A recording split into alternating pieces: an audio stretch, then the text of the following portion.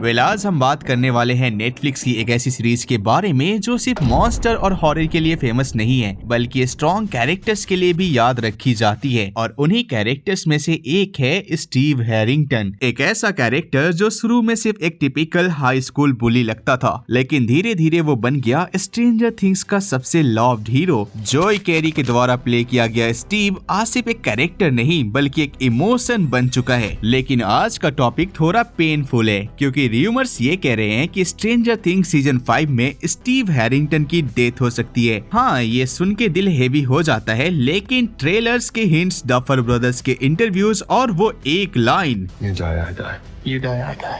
ये सब कुछ इस तरह पॉइंट कर रहे हैं कि स्टीव का एंड हो सकता है। आज की इस वीडियो में हम कवर करेंगे स्टीव का कंप्लीट कैरेक्टर आर्क, डस्टिन के साथ उसकी लेजेंडरी फ्रेंडशिप, उसके रिलेशनशिप और फेलियर्स, और फाइनली क्या स्टीव का मरना स्टोरी के लिए सच में जरूरी है। अगर आप स्ट्रेंजर थिंग्स के ट्रू फैन हो तो इस वीडियो को लाइक करके इस चैनल को सब्सक्राइब कर देना और हमें कॉमेंट करके ये भी बताना कि क्या तुम्हें लगता है कि स्टीव सच में मरेगा। चलिए शुरू करते हैं।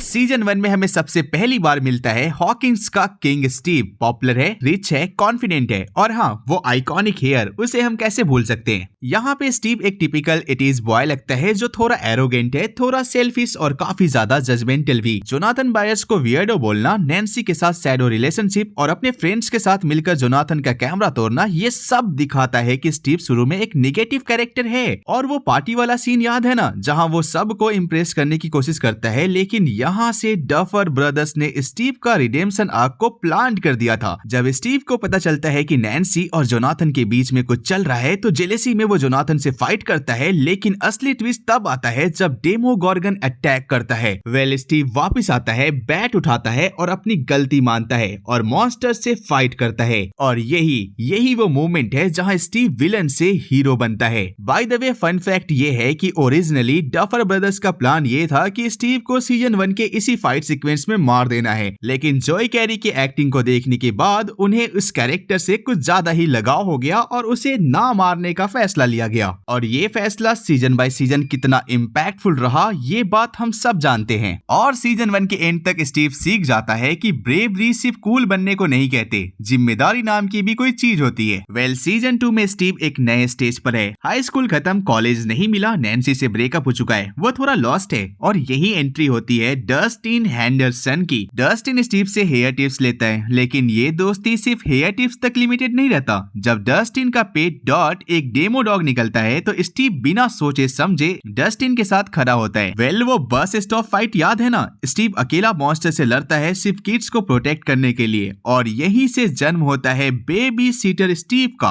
वो मैक्स, लूकस, माइक सबका प्रोटेक्टर बन जाता है, बिली से फाइट करता है, बुरी तरह से पिट जाता है, फिर भी खड़ा रहता है। स्टीव और डस्टिन की फ्रेंडशिप पूरे शो का इमोशनल बैकबोन बन जाती है और स्टीव यहाँ सीखता है कि फैमिली ब्लड से नहीं बॉन्ड से बनती है। सीजन 3 में स्टीव का डाउनफॉल और भी विजिबल है। Starcourt mall, ice cream shop, Scoop Ahoy, sailor uniform पहने हुए स्टीव अब कूल नहीं बल्कि ऑकवर्ड लगता है। गर्ल्स इंप्रेस नहीं हो रही, लाइफ स्टैग्नेंट लग रहा है। और तभी एंट्री होती है उसकी लाइफ में रॉबिन बैकली की। स्टीव पहले रॉबिन को इम्प्रेस करना चाहता था, लेकिन जब रॉबिन अपनी सेक्सुअलिटी रिवील करती है तब स्टीव का रिएक्शन गोल्ड होता है। No ego, no drama, self acceptance. और यहीं से हमें एक और ब्यूटीफुल प्लेटोनिक फ्रेंडशिप को दिखाया जाता है। Russian base infiltration, dragged Steve, Erica के साथ मिशन, सब कुछ केओस से भरा होता है, लेकिन स्टीव हर बार किड्स को सेफ रखता है। और सीजन 3 स्टीव को सिखाता है कि फेलियर भी ग्रोथ का पार्ट होते हैं। सीजन 4 में स्टीव अपने पीक हीरो मोड में होता है। अपसाइड डाउन में जंप करना, डेमो बैट से फाइट करना और ऑलमोस्ट मर जाना, फिर भी वो रुकता नहीं है। नैन्सी के साथ अनरिजॉल्व फीलिंग्स, जोनाथन का ट्रायंगल, लेकिन स्टीव फोकस करता है मिशन पर। और हम ये भी कैसे भूल सकते हैं कि डस्टिन के लिए स्टीव एक इमोशनल एंकर है,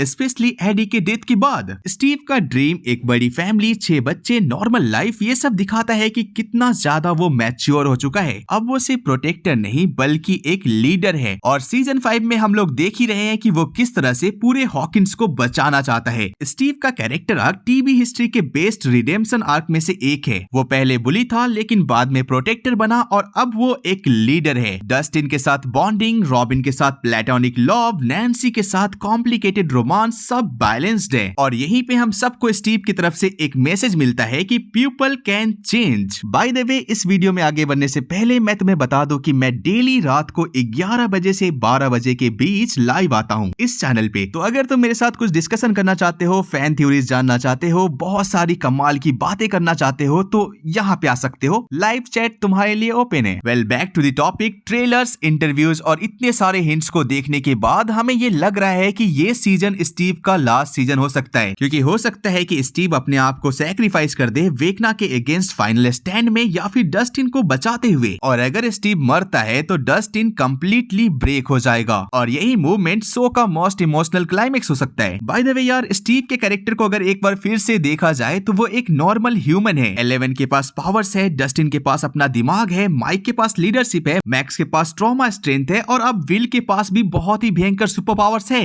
बट स्टीव के पास कुछ भी स्पेशल नहीं है। No powers, no genius, no weapon training. But फिर भी उसके पास इतना करेज है कि वो डेमोबैट से फाइट कर सकता है, वेकना के सामने खड़ा रह सकता है और हर सीजन में बच्चों को प्रोटेक्ट कर सकता है। Steve represents what an average human would do if they choose courage. But इन सब बातों के बावजूद हम ये नहीं भूल सकते कि स्टीव हमेशा रोमांटिकली हारता आया है। नैन्सी का जोनाथन को चुनना, रॉबिन की फीलिंग्स को जानना, even his future is uncertain and this is intentional. Steve is written as someone who gives love but doesn't receive it easily. But why? Because his purpose is protection, not reward. This makes his possible death even more tragic. But इन सब बातों के बावजूद तुम इस बात को ignore नहीं कर सकते कि स्टीव हर किसी को बहुत ही अच्छे से समझता है। उसने रॉबिन की बातों को एक्सेप्ट किया, डस्टिन को इमोशनली सपोर्ट किया और नैन्सी को भी कभी प्रेशर नहीं किया, और वो हर बच्चों को इक्वल रिस्पेक्ट भी करता है। स्ट्रेंजर थिंग्स के बाकी एडल्ट कैरेक्टर्स बच्चों की बातें नहीं सुनते, but Steve does. That's why kids trust him. Well guys, I don't know duffer brothers ने आखिर क्या प्लान किया है, स्टीव के कैरेक्टर के साथ क्या होगा, वो किस तरह से मरने वाला है, वो मरेगा भी या नहीं, 1 जनवरी को हम हैप्पी होंगे या फिर सैड, ये सब सवालों का जवाब अभी मुझे नहीं पता। बट मैं इतना जानता हूँ कि स्टीव के साथ अगर कुछ भी हुआ तो पूरे इंटरनेट पे भौचाल आ जाएगा। हर कोई नेटफ्लिक्स को गंदी वाली गालियां देने वाला है और इस लिस्ट में मैं भी शामिल होने वाला हूँ। वैसे तुम्हें क्या लगता है, स्ट्रेंजर थिंग्स के फिनाले में क्या होगा, चीजें कैसे एग्जीक्यूट होंगी और क्या स्टीव का कैरेक्टर सच में मर जाएगा? इन सभी सवालों के जवाब तुम मुझे नीचे कमेंट बॉक्स में बता सकते हो। और अगर तुम मेरे साथ इंटरेक्ट करना चाहते हो, बातें करना चाहते हो, मुझसे सवाल पूछना चाहते हो, थ्योरीज डिस्कस करना चाहते हो, तो तुम इस चैनल पे आ सकते हो। यहाँ पे मैं डेली रात को 11 से 12 बजे के बीच लाइव स्ट्रीम करता हूँ, जहाँ मैं और मेरा दोस्त कुणाल बहुत सारी चीजों के ऊपर बात करते हैं। तो मिलते हैं तुमसे वहाँ पे, तब तक के लिए बाय।